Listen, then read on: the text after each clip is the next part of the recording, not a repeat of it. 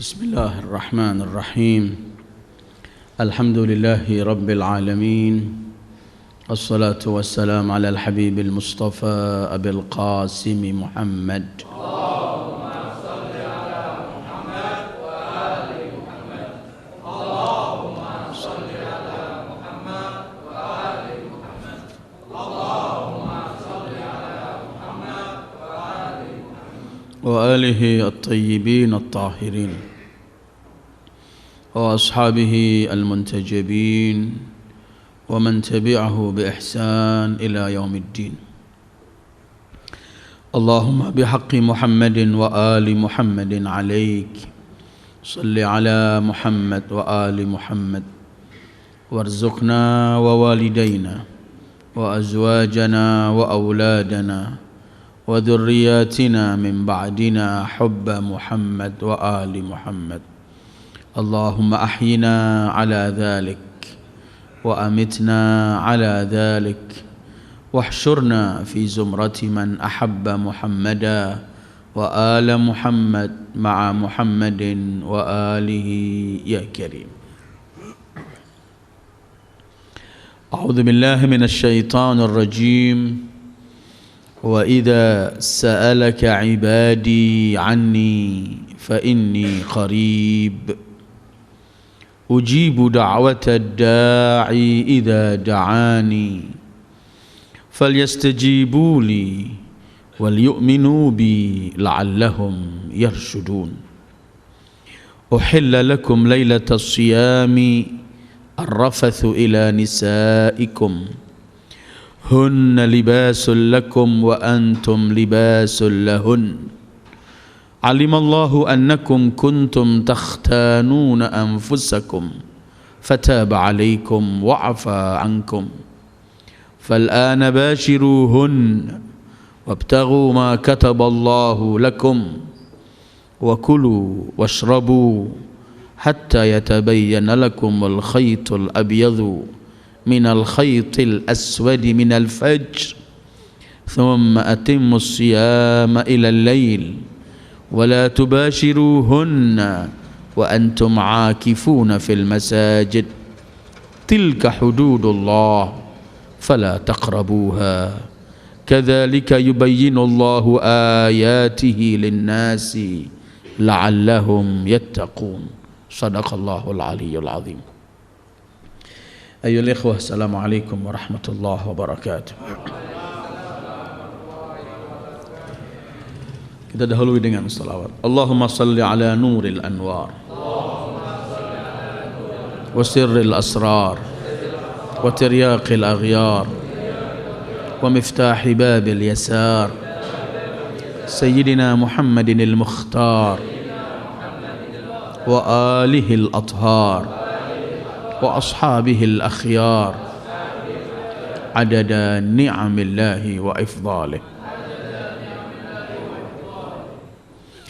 Malam ini kita berhenti kepada ayat ke-186 dan 87 dalam surat Al-Baqarah.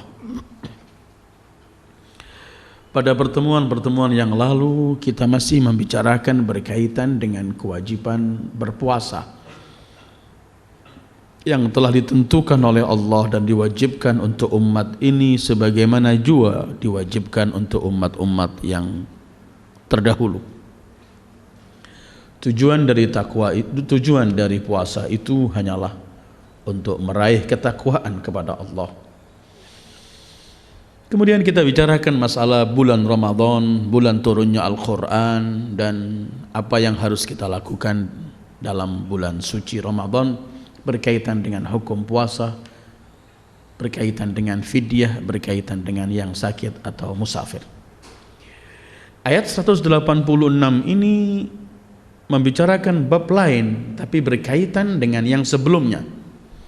Nanti ke 187-nya kembali lagi masalah puasa. Ayat yang 186 yang akan kita kaji ini berkaitan dengan doa. Sehingga seakan-akan, dan itu isyarah dalam Al-Quran, Allah ketika menggandengkan berkaitan dengan doa di tengah-tengah ayat membicarakan masalah puasa dan hukum-hukum puasa, menunjukkan adanya hubungan erat antara berpuasa dengan berdoa, yang artinya bahwa berpuasa itu kaitannya dengan doa ialah setelah kita menahan diri dari makan, minum, dan menahan dari farji dan semuanya, di saat-saat semacam ini kita fokus kepada Allah, saat itulah doa terkabul. Karena itu banyak riwayat demi riwayat yang menyebutkan bahwa doanya orang puasa diterima oleh Allah. Katanya ada 3 doa yang ditolak oleh Allah: doa orang yang berpuasa, doa pemimpin yang adil, dan doa orang yang mazlum. Itu Allah bersumpah, fa bi'izzati wa jalali la ansurannaka walau ba'da hin, demi kemuliaan dan kemegahanku aku akan bantu dan membela engkau wahai yang dizalimi walaupun sesaat, sebentar lagi. Jadi hubungan berpuasa dengan doa sangat erat, sehingga dalam riwayat pun Rasul pernah bersabda, kalau sampai lepas bulan puasa kemudian masih ada hal-hal yang belum kita minta kepada Allah agar dilepaskan, entah itu berbentuk dosa dan semuanya, maka kata Rasulullah, tunggulah di Arafah. Kalau sampai Arafah lepas, tunggu Ramadan yang akan datang. Bukan berarti di luar bulan Ramadan dan Arafah nggak diterima oleh Allah doa, tidak. Tetapi Ramadan, bulan Ramadan dan tempat wukuf di Arafah merupakan doa yang pasti diterima oleh Allah. Mudah-mudahan Allah berikan kelebihan kita harta, kita bisa wukuf di Arafah dan kita berdoa di sana. Yang disebutkan oleh riwayat bahwa orang yang di Arafah sedang wukuf, kemudian di hatinya berkata, doaku ini diterima atau tidak, dia telah melakukan dosa besar di hadapan Allah, karena tidak ada doa nggak diterima di tempat suci itu. Berkaitan sekarang ini adalah Allah membicarakan berkaitan dengan doa di tengah-tengah ayat membicarakan masalah puasa. Wa idza sa'alaka ibadi anni fa inni qarib ujibu da'watad da'i idza da'ani falyastajibu li wal yu'minu bi la'allahum yarshudun. Kalau hambaku bertanya mengenai aku, wahai pribadi mulia, kalau orang datang bertanya kepadamu mengenai aku, katakan aku dekat dan aku mengkabulkan orang yang berdoa kepadaku. Tapi aku mohon mereka pun mengkabulkan apa yang ku minta agar mereka lakukan, dan hendaklah mereka beriman kepadaku. Iman bukan sekedar iman mengetahui, mempercayainya, tidak, tapi mengimani bahwa yang hanya mampu mengabulkan doa hanya aku, agar mereka kemudian yarsudun, mendapat petunjuk dari Allah. Ayat-ayat sebelumnya khitabnya untuk kaum mukminin, ya ayyuhalladzina amanu. Terus ketika kita menemukan juga syahrul Ramadan alladzi unzila fihil Qur'an hudan linnas wa bayyinatin minal huda wal furqan faman syahida minkumul sahra falyasumhu. Khitab untuk dhamir, untuk Rasul, untuk kaum mukminin dan untuk semuanya. Untuk kaum mukminin mutlak. Tetapi ketika membicarakan masalah doa, khitabnya untuk Rasul. Idza sa'alaka, ka di sini Al Habibul Mustafa sallallahu alaihi wasallam. Kalau hamba-hambaku tanya kepadamu, ini menunjukkan perpindahan dhamir dari yang gaib kepada mukhatab, dan mukhatabnya langsung sayyidil wujud berkaitan dengan doa. Satu isyarat, Allah ingin menunjukkan keagungan dan kebesaran sayyidil wujud Muhammad. Pertama. Kedua, Allah ingin menunjukkan bahwa doa yang akan kita minta kepada Allah itu hendaklah kita mengetuk pintu Al Habibul Mustafa sebagai tawassul kita kepada beliau. Karena itu Rasulullah sering menyebutkan dalam riwayatnya, doa yang enggak didahului dengan selawat kepadaku, doa itu masih tergantung-gantung, belum sampai kepada Allah. Ini adalah An-Nabiyul Khatam yang merupakan penghubung antara kita dengan Allah. Karena itu berkaitan dengan doa dibawa oleh Allah. Idza sa'alaka ibadi anni fa inni qarib ujibu da'watad da'i idza da'ani. Karena itu dalam ayat lain kan Allah jelas, dan pernah kita bahas ayat itu dalam bulan Rabiul Awal beberapa tahun yang lalu, yaitu ketika kita mendengarkan walau annahum idzalamu anfusahum ja'uka fastaghfirullah wastaghfara lahumur rasul lawajadullaha tawwabar rahima. Coba orang-orang yang berbuat dosa ini, yang mendolimi diri mereka, datang kepadamu, ja'uka. Di sini idza sa'alaka ibadi.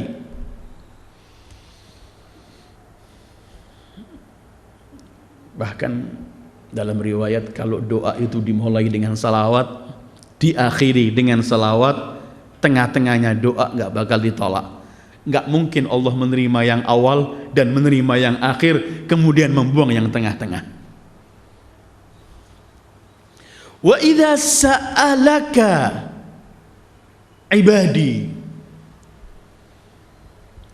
Ini Allah pun enggak menggunakan wa idza sa'alaka khalqi, makhluk-makhlukku.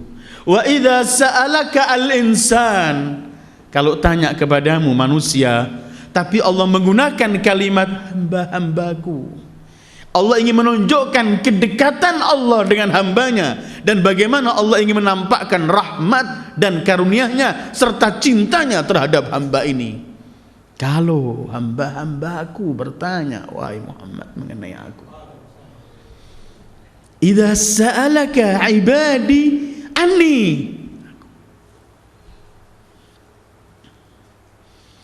wah ini pakai dhamir mutakallim semuanya. Ini mungkin satu ayat yang paling banyak Allah menggunakan dhamir mutakallim. Sa'alaka ibadi, hamba-hambaku, anni berkaitan dengan itu. Fa inni ujibu, pakai aku. Da'watad da'i idza da'ani falyastajibu li wal yu'minu bi. Dalam bab doa Allah menggunakan dhamir mutakallim sampai 7 langsung, menunjukkan dekatnya Allah dengan hamba ini. Disebutkan dalam buku-buku tafsir sebab turunnya ayat ini. Ada bermacam-macam, cuman ceritanya, riwayatnya bermacam-macam, cuman mengarah kepada satu, bahwa mereka datang kepada Rasulullah, mereka bertanya,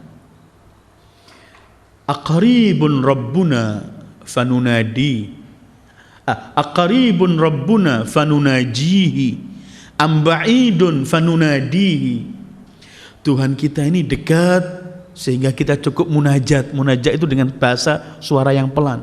Atau jauh, ba'id fanunadi, maka kita panggil. Kalau dekat kita munajat, kalau jauh kita panggil. Turun ayat ini. Kalau mereka hamba-hambaku bertanya kepadamu, wahai Muhammad sallallahu alaihi wasallam, mengenai aku, fa inni qarib, maka aku, pakai fa, pakai inna ta'kid, fa inni, aku qarib, pakai isim, bukan pakai fi'il, menunjukkan lisubut wa dawam, selamanya dekat. Biasanya kita membaca dalam Al-Quran ini banyak kalimat mereka bertanya kepada Rasulullah, tapi selalu jawabannya ada pemisah. Kita akan lewat pada ayat-ayat tertentu, kita akan baca nanti. Seperti firman Allah, a'udzubillahi minasyaitonir rajim. Yas'alunaka 'anil ahillah qul hiya mawaqitu lin-nasi wal hajj. Mereka bertanya mengenai bulan. Qul, katakanlah, jawablah. Atau kita mendengar yas'alunaka madza yunfiqun.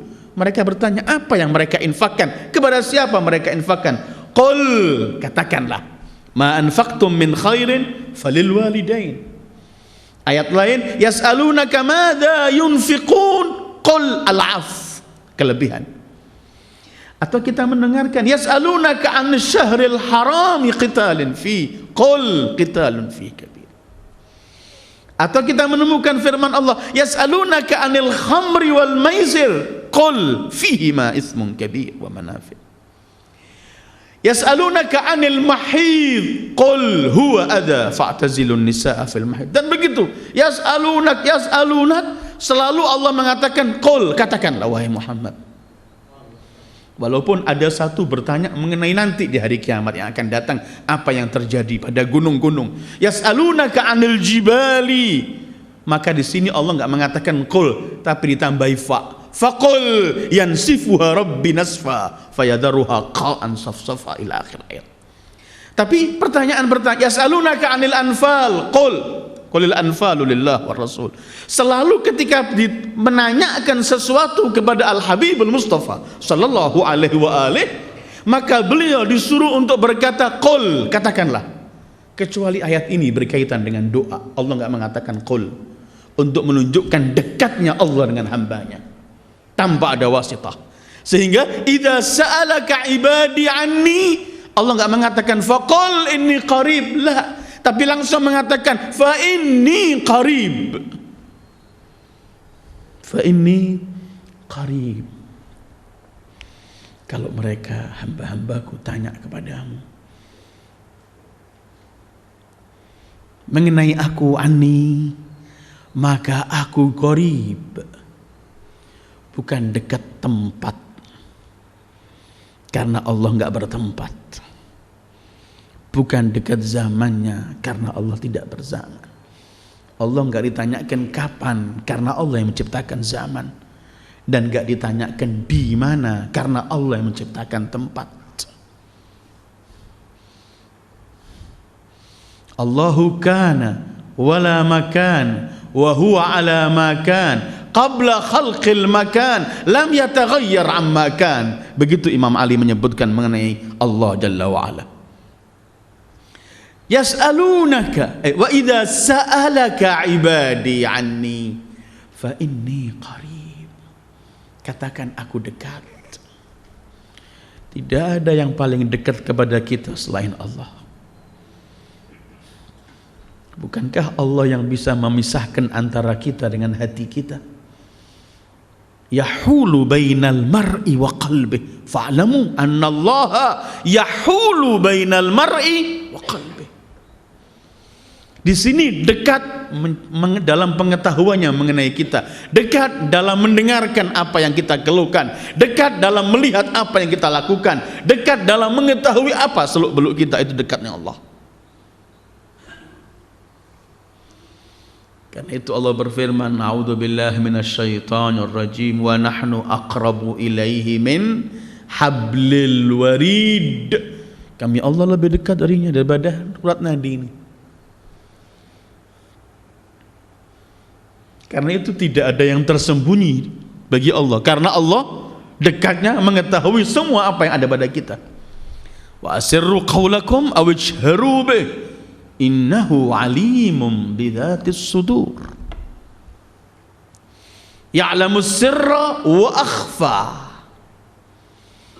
Fa inni qarib. Atau kita baca dalam surat Al-Waqi'ah, wa nahnu aqrabu ilaihi minkum walakin la tubsirun. Kami sangat dekat, lebih dari semuanya, tapi kamu enggak melihat.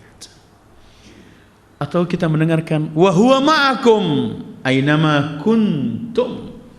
Allah begitu dekatnya, selalu bersama kalian dimanapun kalian berada. Idza sa'alaka ibadi anni fa inni qarib. Jadi kalau hamba-hambaku bertanya mengenai aku, maka aku sangat dekat. Melihat, mendengar, menyaksikan, mengetahui semuanya. Karena itu kita nggak bisa lari dari Allah. La manja minhu illa ilaih. Enggak ada tempat mencari perlindungan lari kecuali kembali kepadanya. Enggak ada tempat. Karena selalu dengan kita, qarib. Kalau kita takut dengan sesuatu, kita akan lari dari yang kita takuti itu untuk mencari tempat yang aman. Tapi kalau takut dari Allah, enggak ada kecuali pergi kepada Allah. Fafirru ilallah. Fa aina tadhhabun, kata Allah. Mau lari kemana kalian? Wa huwa ma'akum aina ma kuntum. Idza sa'alaka 'ibadi 'anni fa inni qarib. Ujibu da'watad da'i idza da'ani. Aku ini ujibu, aku menyauti. Subhanallah, pakai fi'il mudhari' yang artinya senantiasa dan selamanya. Tidak ada doa yang ditolak oleh Allah. Semua doa diterima. Walaupun nanti Dia yang menentukan kapan dikasih, lebih mengetahui. Dan permintaan kita itu baik atau tidak, Dia akan memberikan. Yang baik, yang enggak baik disingkirkan. Dan menolak itu pun pemberiannya, karena yang kita minta sering kita keliru dalam kita minta, tapi Allah Maha mengetahui apa yang terbaik dari kita.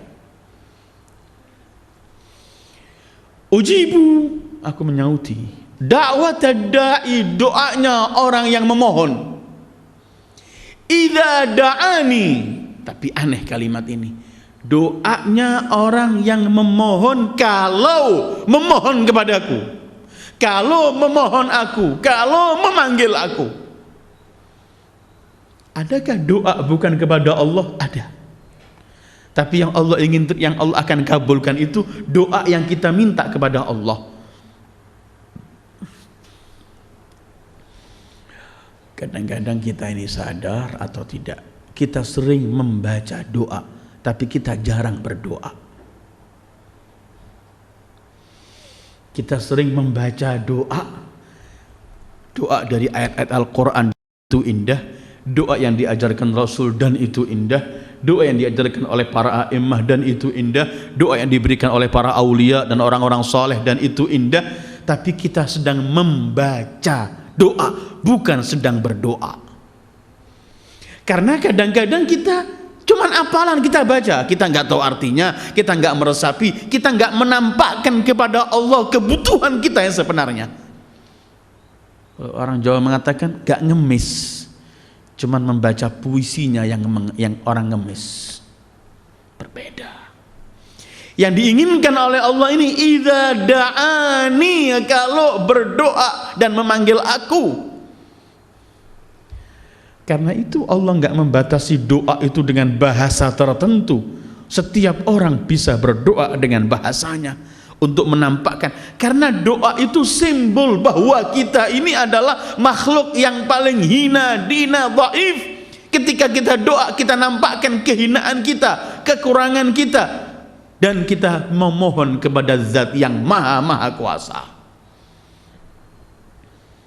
Karena itu ada doa-doa tertentu ketika kita lepas dengan makhluk ini, itu nampak sekali cepatnya ijabatul doa. Tapi ketika kita berdoa, masih ada yang kita andalkan pada selain Allah, sulit untuk nampak ijabahnya doa itu. Karena itu sepertinya Allah menekankan syarat idza da'ani, kalau mohon padaku. Orang kepepet minta kekayaan sama Allah, minta harta. Ketika ia minta harta sama Allah, tangannya menada, tapi yang di benak dia ingat orang kaya yang di kotanya. Jadi yang diminta Allah, tapi yang diingatkan orang kaya yang lain. Yang diinginkan oleh Allah, kalau doa ya doa kepadaku, hanya fokus kepada Allah. Maha cemburu Allah kalau kita mohon kepadanya, tapi kita masih ingat yang lain. Idza da'ani, Allah berikan seperti syarat ini. Ujibu, aku mengabulkan. Da'watad da'i, doanya orang yang menada dan doa. Tetapi idza da'ani, ya, kalau mohon kepadaku. Orang yang mohon kepada Allah telah melihat dirinya tidak memiliki sesuatu. Dia nampak benar-benar muhtaj, sangat-sangat butuh kepada Allah, memerlukan bantuan Allah. Dia melihat dirinya dan semua kekuatan di dunia tidak mampu memberikan sesuatu padanya. Dia hanya mengandalkan Allah. Ini idza da'ani.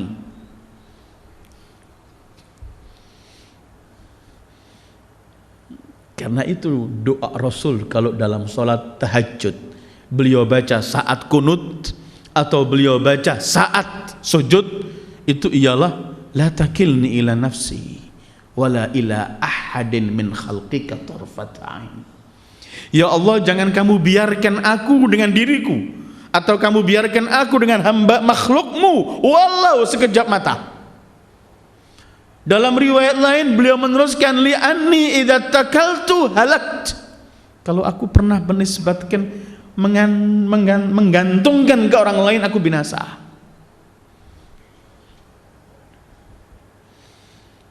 Idza sa'alaka ibadi anni fa inni qarib. Dekat.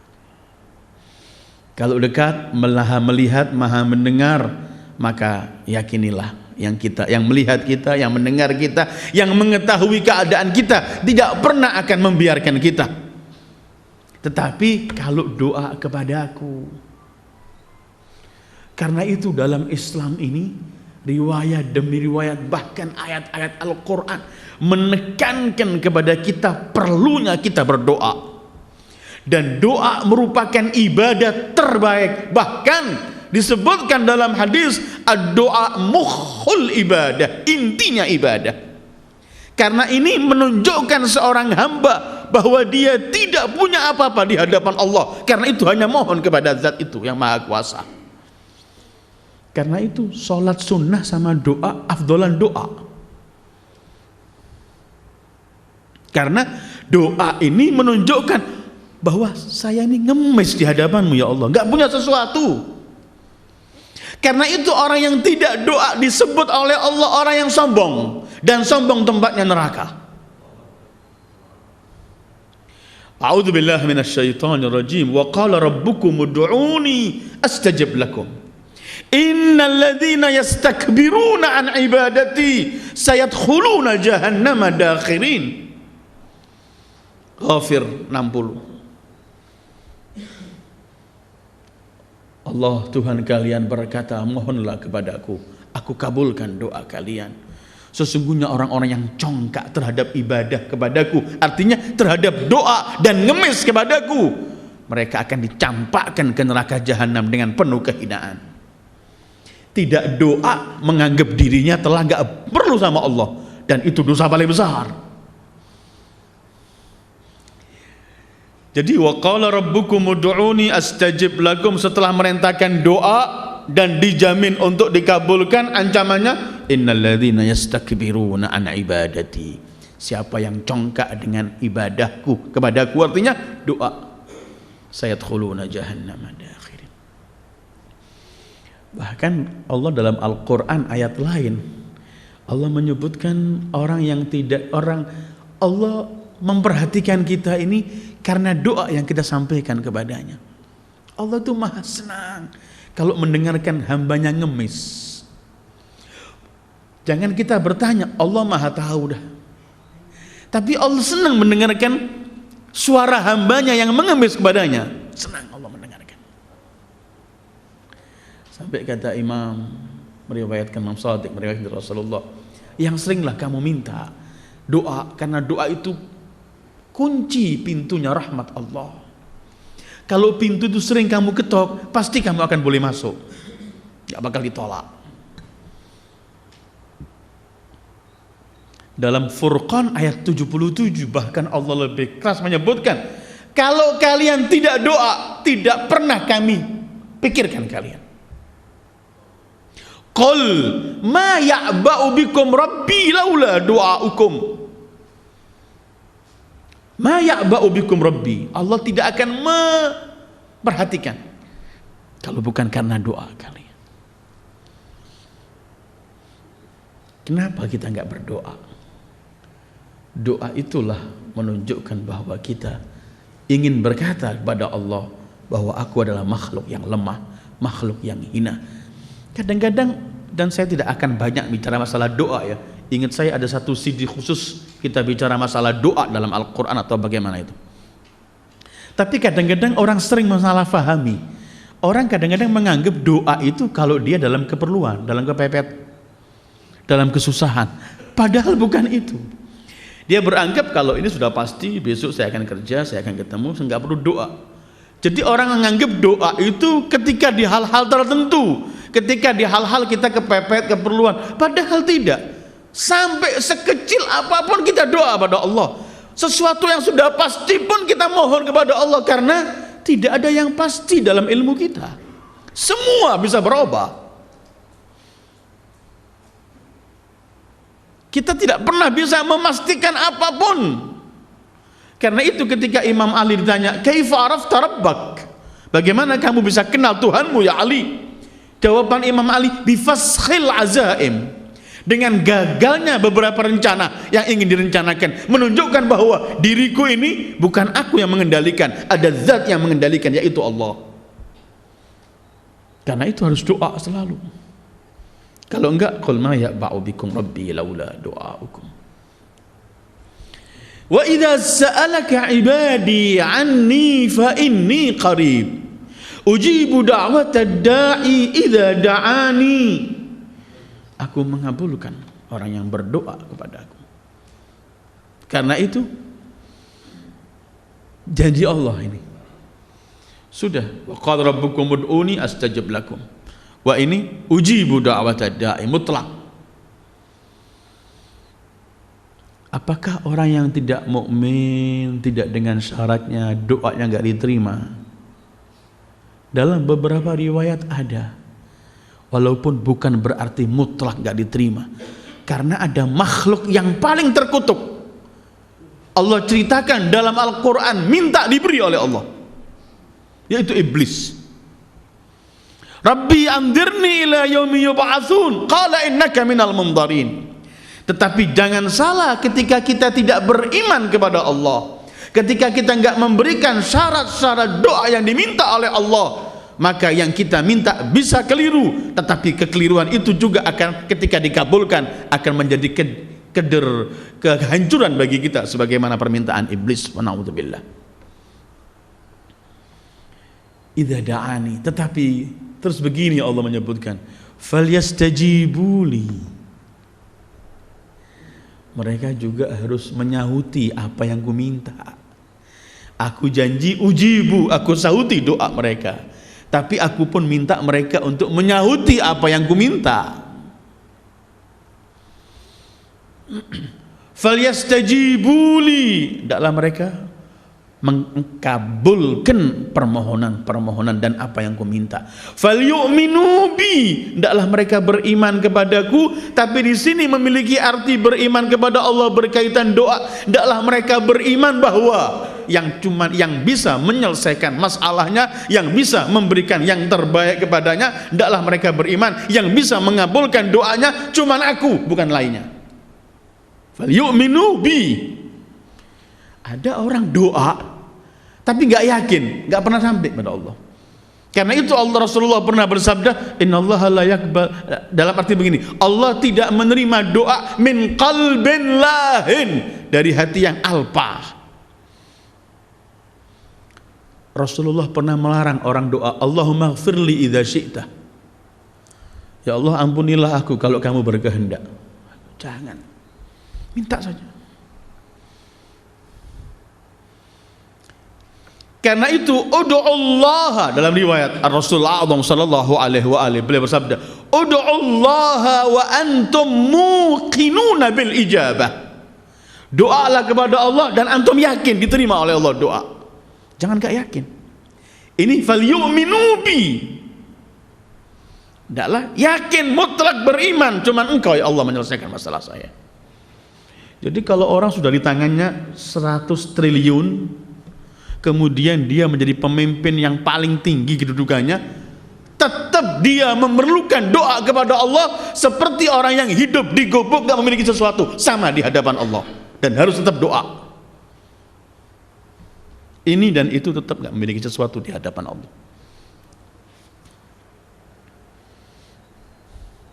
Karena itu doanya Imam Ali ibn Abi Thalib dalam munajatnya, atau Imam Ali Zainal Abidin juga ketika dalam menyebutkan kehinaannya di hadapan Allah, ketika menyebutkan ana faqirun fi ghinaya wa kaifa la akunu faqiran fi faqri. Aku miskin dalam semua kekayaan yang kumiliki, bagaimana aku enggak miskin dengan sebenarnya kemiskinan yang kualami.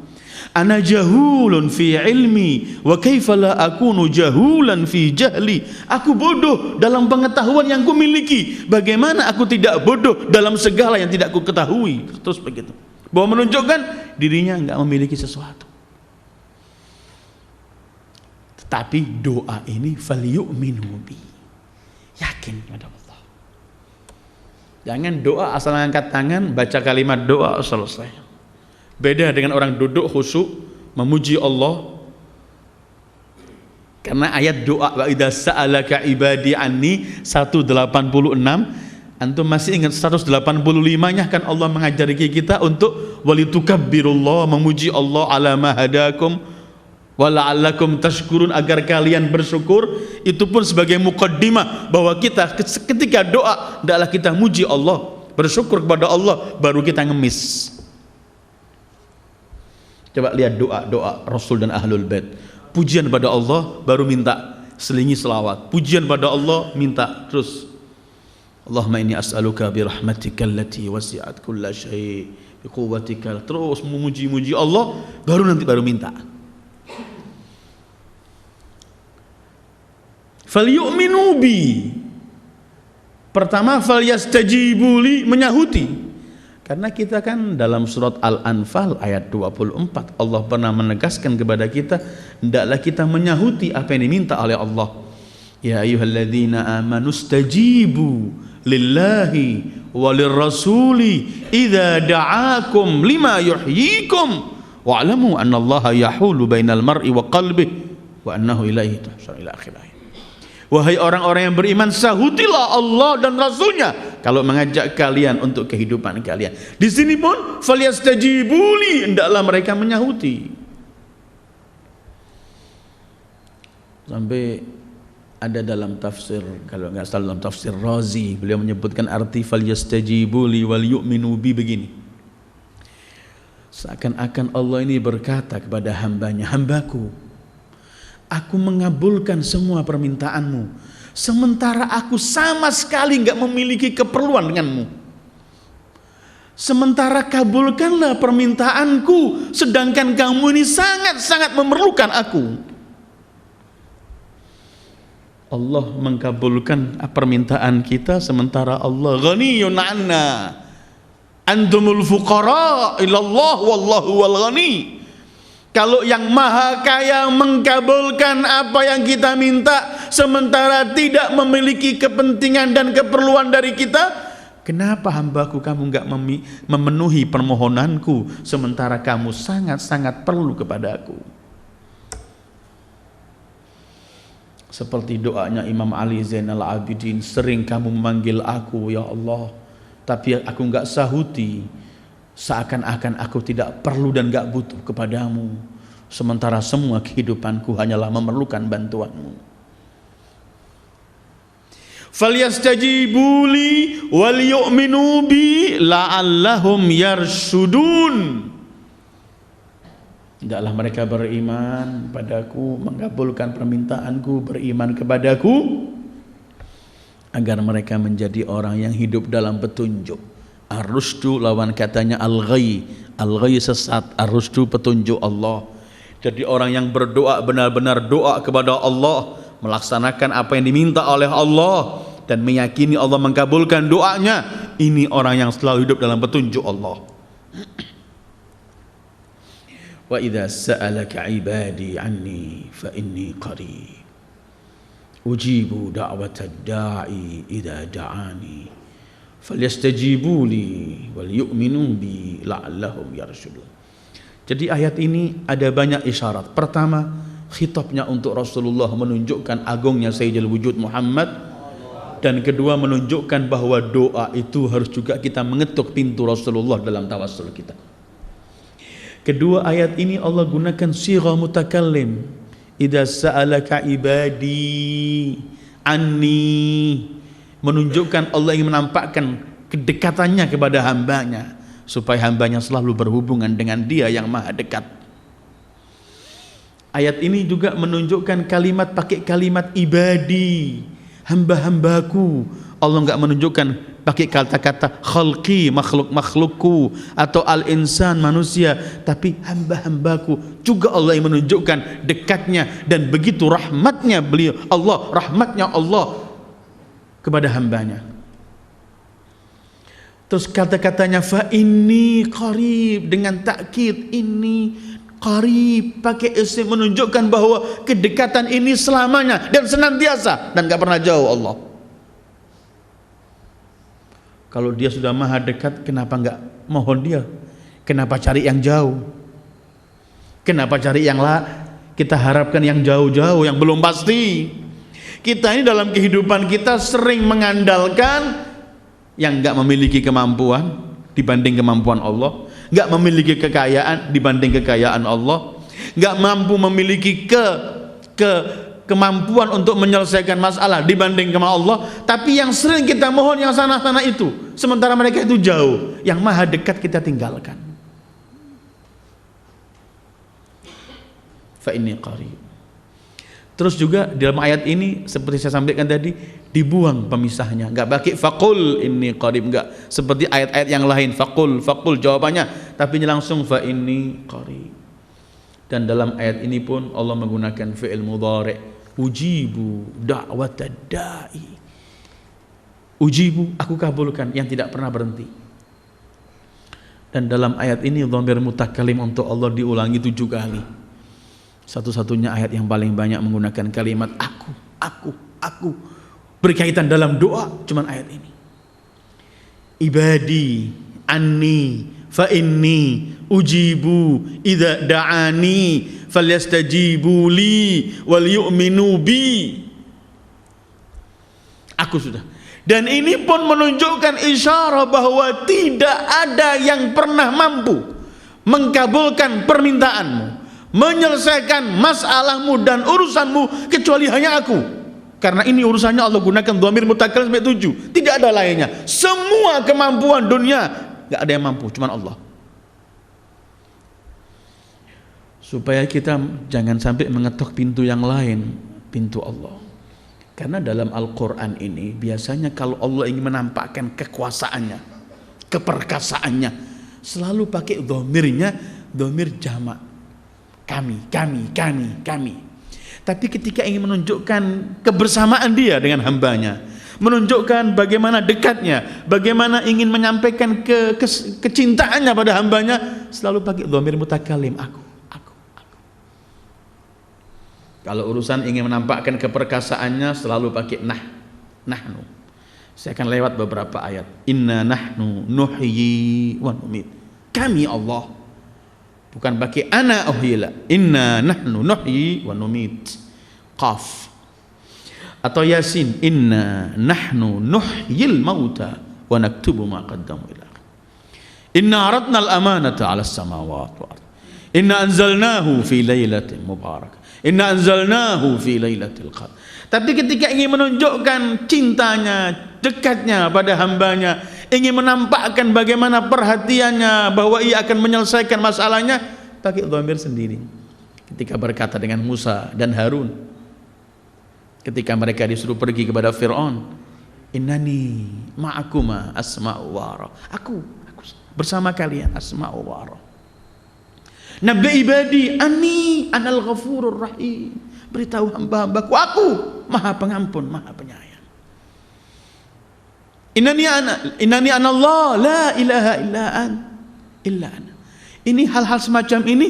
Dan dalam urusan doa 186 surat Al-Baqarah berkaitan doa, 7 dhamir. Semuanya mutakallim diwahdi Allah Jalla wa'ala, menunjukkan bahwa kalau kamu tanya mengenai aku, kemudian kamu harus doa kepadaku, yakinilah cuman aku yang mendengarkan keluhanmu, cuman aku yang menyelesaikan masalahmu, dan cuman aku yang akan mengkabulkan dan memberi yang terbaik kepadamu, yang lainnya enggak mampu.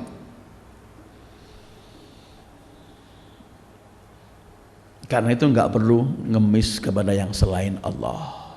Pasti kita akan kecewa. Wa idza sa'alaka 'ibadi 'anni fa inni qarib ujibu da'watad da'i idza da'ani falyastajibu li wal yu'minu bi la'allahum yarshudun. Allah pernah berfirman kepada Nabi Isa, hambaku belum minta ku beri, masa ketika minta tidak ku beri? Kita ini belum minta dikasih oleh Allah, masa ketika minta enggak dikasih? Mustahil.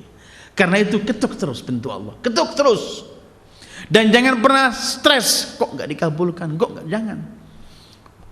Doa saja pasti dikabulkan, tetapi yakinilah Dia Allah tidak pernah memberi kecuali yang terbaik, karena tidak ada di Allah kecuali yang baik. Biyadihil khair.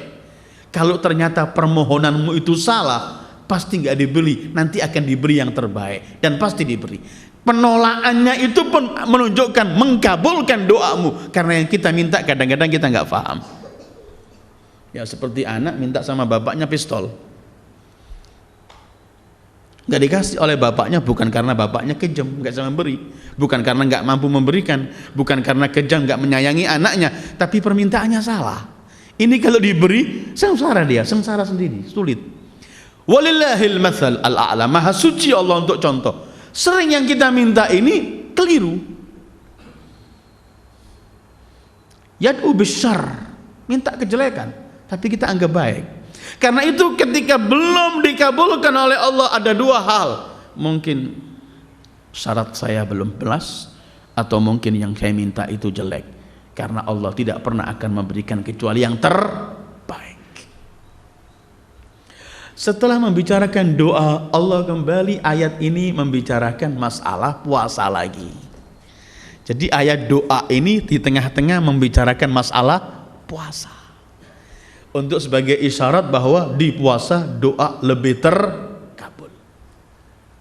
Karena itu nanti mudah-mudahan kita disampaikan sampai bulan Ramadan oleh Allah, dipanjangkan umur kita dan diberi sehat walafiat. Nanti kalau kita masuk di bulan suci Ramadan, perbanyak doa. Ini tempat untuk mustajabud doa. Karena itu sampai ada hadis dari Rasulullah, celaka orang yang keluar bulan Ramadan sementara dosanya belum diampuni. Kalau Ramadan dia belum doa, belum istighfar, di luar Ramadan berbahaya. Kembali membicarakan puasa, uhilla lakum lailatas siyamir rafath ila nisaikum hunna libasul lakum wa antum libasun lahun. Dihalalkan di malam puasa. Lailatus siyam itu malam ini yang besoknya saya puasa. Dihalalkan untuk kalian untuk menghubungi istri-istri kalian. Disebutkan dalam beberapa riwayat, awal-awal puasa itu di malam hari pun orang tidak boleh menghubungi istrinya. Dan kalau sudah dia tidur, bangun tidurnya sudah nggak boleh makan lagi katanya.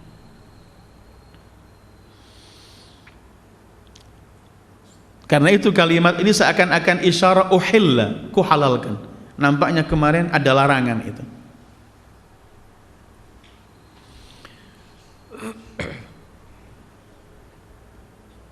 Puasa kan tidak boleh makan, nggak boleh minum, nggak boleh hubungan dengan istri di siang hari. Dulunya di malam hari pun tetap nggak boleh. Tapi kemudian ayat ini menjelaskan uhilla lakum lailatas siyamir rafath. Ar-rafath itu al-jima', ngumpuli. Dihalalkan untuk kalian oleh Allah di malam, paginya yang anda puasa, paginya, di malamnya dihalalkan untuk kalian mendatangi, mengumpuli istri-istri kalian. Hunna libasul lakum wa antum libasun lahun. Allah gunakan kalimat mereka, istri-istri kalian itu bagaikan pakaian untuk kalian, kalian pun pakaian untuk mereka. Libas itu baju. Apa fungsinya baju ini? Macam-macam. Pertama, menutupi aurat. Maka suami istri masing-masing harus menutupi auratnya. Dalam arti aurat di sini kekeliruannya, aibnya, kesalahannya, kekurangannya harus saling menutupi. Apa gunanya baju? Selain menutupi aurat, untuk supaya tidak kedinginan atau kepanasan. Artinya suami istri masing-masing wajib menjaga dan mengayomi suami istrinya, sama-sama menjaga, mengayomi, supaya nggak kena terik matahari, nggak kena panas, nggak kena masalah, nggak kena problem, nggak kena penyakit, nggak kena macam-macam. Itu libas. Libas juga selain untuk menjaga, menutup aurat, menjaga dari bahaya panas, dingin dan lainnya, libas juga untuk zina, hiasan. Maka hendaklah masing-masing suami istri, istri dan suami masing-masing sebagai hiasan untuk suaminya. Istri hiasan untuk suaminya, suami hiasan untuk istrinya. Artinya selalu tampil yang indah, menyenangkan. Ini mungkin masih banyak, tapi Allah gandengkan cuman kalimat hunna libas, libas. Ada juga menyebutkan libas itu artinya sakan, ketentraman.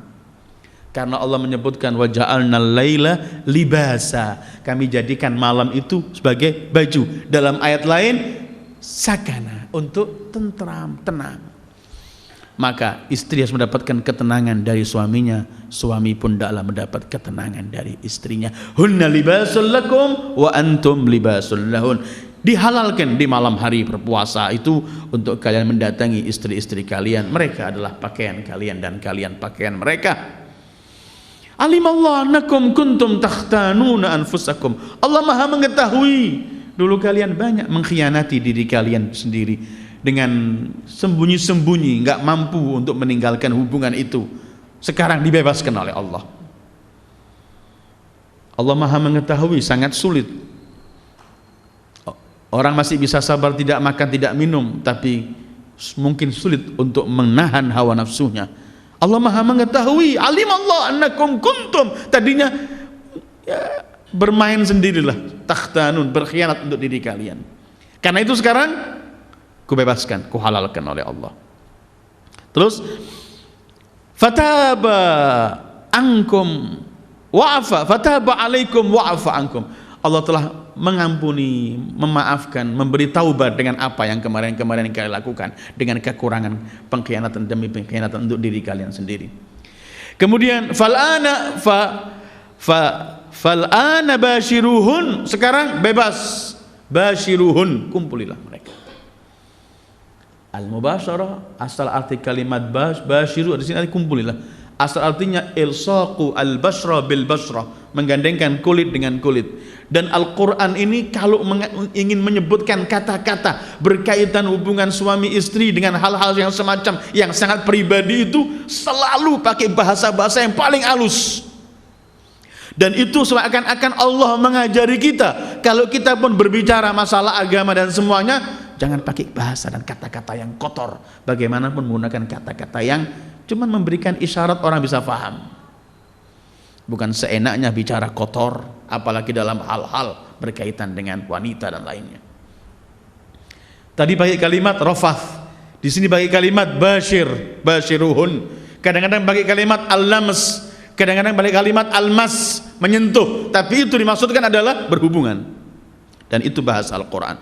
Fal'ana, sekarang bashiruhun, kumpuli mereka silakan. Tetapi kemudian wabtaghu ma kataballahu lakum, sambil nantikan dan mohon yang apa Allah akan berikan dari hasil perkumpulan itu. Artinya tunggulah kalau Allah memberikan amanat anak lelaki maupun wanita sebagai hasil dari menghubungi istri tadi.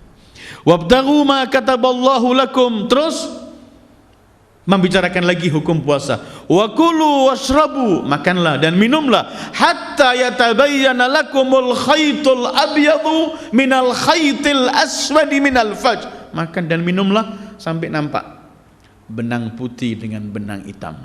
Artinya al khaytul abyad siang, masuk siang. Al khaytul aswad masuk malam. Katanya setelah ayat ini turun, Adi bin Hatim datang kepada Rasulullah, dia berkata, ya Rasulullah, aku ambil benang putih, benang hitam, aku taruh bawah bantalku, kemudian aku terlihat terus, nggak bisa bedakan saya ya Rasulullah. Bagaimana membedakan? Nggak nampak. Katanya waktu Adi menyampai itu, Rasulullah ketawa sampai nampak gigi beliau ini, ketawa betul. Hatta ru'iyat nawajiduhu sallallahu alaihi wa alihi. Kemudian beliau bersabda sallallahu alaihi wa alihi, "Ya ibn Hatim, wahai putra Hatim, innama dzalika, yang dimaksud itu adalah bayadun nahar, waktu siang, wa sawadul lail, gelapnya malam. Fabtida'us shaum min hadzal waqt, dan dimulai puasa dari ini." Artinya puasa itu dimulai fajar sampai malam. Selain itu bebas makan, bebas minum. Tapi kalau sudah masuk fajar, maka jangan makan dan jangan minum dan jangan berhubungan sampai datang malam. Fakulu washrabu, makanlah minumlah di malam hari sampai fajar datang. Maka jangan. Kecuali nanti masuk malam, silahkan makan lagi. Fakulu washrabu hatta yatabayyana lakumul khaytul abyadu minal khaytil aswadi minal fajr thumma atimmus siyama ilal lail. Kalau sudah masuk fajar, berhenti, teruskan puasa sampai malam. Artinya di sini Allah yang menunjukkan batas waktu puasa dari mulai fajar sampai masuk malam ketika maghrib dikumandangkan. Terus wala tubashiruhunna wa antum aakifuna fil masajid. Dibebaskan mengumpuli istri di malam puasa, tetapi dilarang mengumpuli istri kalau sedang iktikaf di masjid. Malamnya pun nggak boleh menghubungi istri. Iktikaf dilarang keluar untuk menghubungi istri sama sekali.